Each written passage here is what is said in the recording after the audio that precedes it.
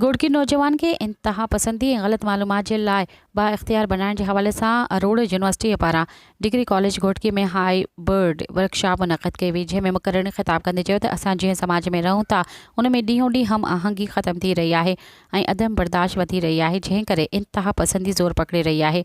Arora university Rohri पारां degree college घोड़कीअ में workshop मुनक़द कयो वियो। अरोड़ यूनिवर्सिटी जे रजिस्ट्रार डॉक्टर सुहेल सरहंदीअ जे अॻवानी में ज़िले घोड़कीअ जे समूरनि कॉलेजनि खां अलावा पन्नू आकिल बॉइज़ ऐं गर्ल्स कॉलेज पिणु शिरकत कई।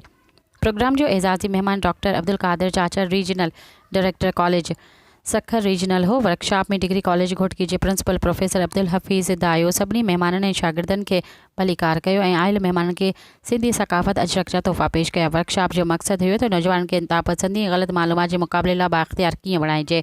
इन लाइ तनक़ीदी सोच, मीडिया लिटरेसी ऐं शमूलियत वारनि क़दरनि खे हथी ॾियण ते ज़ोर ॾिनो वियो आहे। इन मौक़े ते प्रोफेसर ज़ुबैर अहमद मंगरियो, डॉक्टर अरबाब मंज़ूर अली ग़लत मालूमात जे मुक़ाबले लाइ तनक़ीदी सोच, मीडिया लिटरेसी जी अहमियत ते रोशनी विधी। डॉक्टर मुख्तियार अहमद कांधड़ो शमूलियत वारनि क़दरनि खे हथी ॾियण इंतहा पसंदी वारे बयानी जे मुक़ाबले बाबति वीचार वंडिया।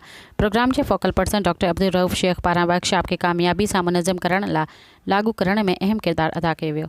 सब्सक्राइब कयो अवामी न्यूज़ HD खे ऐं ताज़ा तरीन ख़बरुनि लाइ ॾिसंदा रहो अवामी न्यूज़ HD।